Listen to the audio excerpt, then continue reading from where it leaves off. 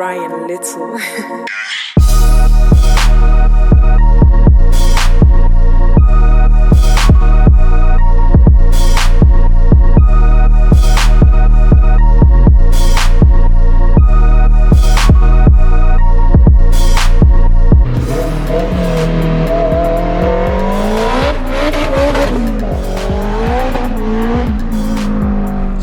Today we have been joined by George. Thank you very much for coming down. Thank you. We have been joined by his unbelievably beautiful DC5 Integra. To say this isn't standard Yeah, it's far from it. Yeah.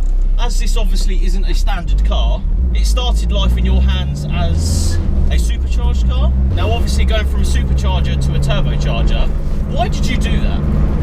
I used to have a Mark II Focus RS. Okay. Yeah. And it was stage 4 plus. It wasn't quite as mad as Richard's. Yeah. But it was certainly powerful. Yeah. And jumping into a Honda with a supercharger, you could see the difference. There was just no torque.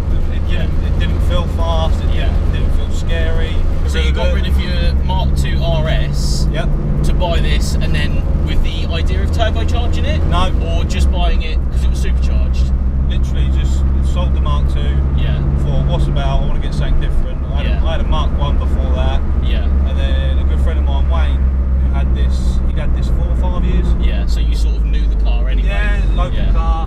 In your ownership, what have you done to make it your own? What have you done to, take it to the next level? Because this is a next level car now. Let's be honest. Put the car in the garage at home. Yeah. Took the supercharger off. Yeah. Sold the supercharger. Took the engine out. Painted the engine. Cleaned the engine bay. Wire tucked the engine bay. New seats. The seats are very nice. They're pole positions. Well, or are they? Because they feel comfier than pole positions, which is a weird thing. Yeah. They're slightly wider than the Furious for the bigger people, like myself. I agree with this because I'm a bigger person, so I definitely agree with this. The car itself is now turbocharged, obviously. What sort of power figure were you looking at? So it had a conservative mapping session at 10k racing. Okay. Usually they set the RPM to 9,000 RPM. Okay. This is back to 8.3.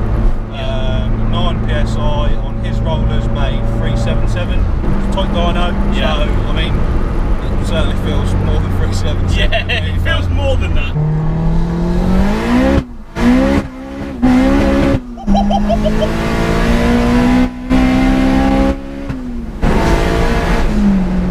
Oh wow! What the? This thing is mental! Jesus Christ!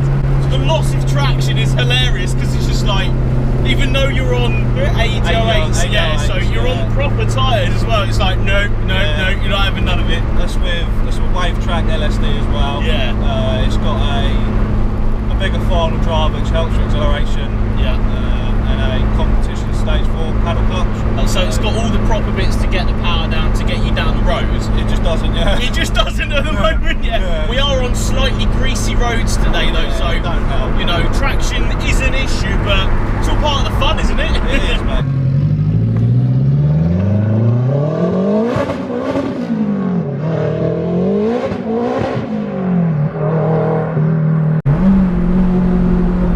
This is 9 psi. Yeah.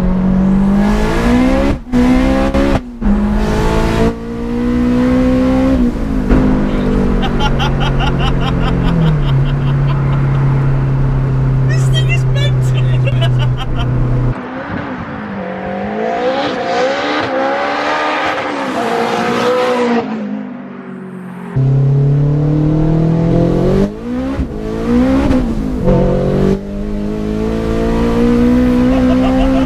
I'm actually holding on to this thing. Mate, what a car. I can see why you did it, mate. It is ridiculous. Right, let's have a quick look round the car with George himself. We'll start with the engine because I think that's the biggest thing about this car. So tell me the setup. So it's a stock K20A and a DC5 stock block. Completely stock. Completely stock, so not even open block. No, that is mad to me. Precision turbo, 5831, Wave Track LSD in the gearbox, 1000cc injectors. Front mount, because that's sort of the only thing you can notice from the front is the front mount.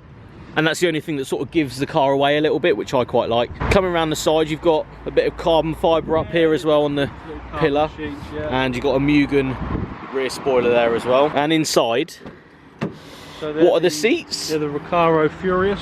Recaro Furious. Now, I'm going to say now, these are the best Recaros I've ever sat in. They're comfy, but supportive in every way. They've got a nice bit of sponginess to them. Yeah. You've got the Takata harnesses as well, obviously. Japanese car has to have that. JDM, blanked out radio as well, with a bit of carbon fibre over it. You can never hear the radio No, anyway. don't worry about that. No. So you were telling me that you and your friend actually built this in a garage with no heating and no electrics. No, absolutely nothing. So that's quite a cool thing. Like, Yeah. I like that you and your friend was like, yeah, we're going to do this. 6 Like, months, man. 6 months. It could have been done a lot quicker, but Yeah. you can't rush things. No, definitely not.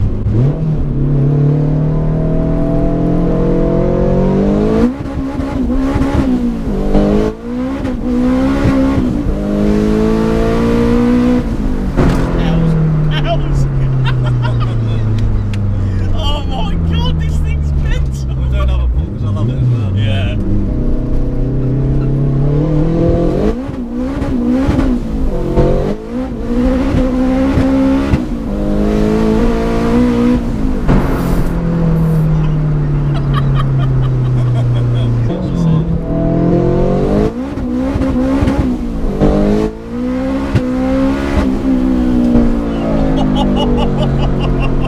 I quite like that it's so subtle that you get away with it a little bit. Yeah. Although you can see there's a chunkier tyre than normal. Yeah. Obviously you've got the Mugen wing on the back. Yeah. That's only aesthetically pleasing. You Yeah. don't notice it until you look at the front bumper and go, there's a bloody yeah, intercooler that's behind not there. right, What is yeah. going on here?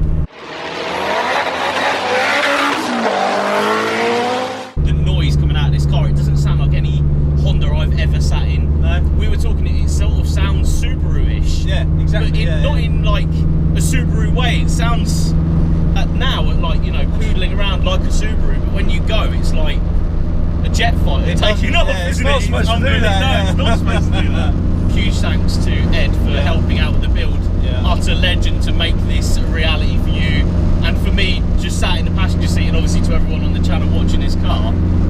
The reality of going down the road and it screaming its bollocks off. First drive was exciting. Oh mate, yeah, I bet it was. It was First drive. unbelievable.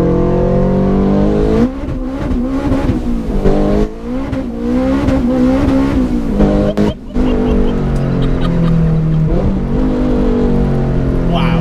Limiter bashing Pretty much. in a turbo DC5. Does it get any better than that?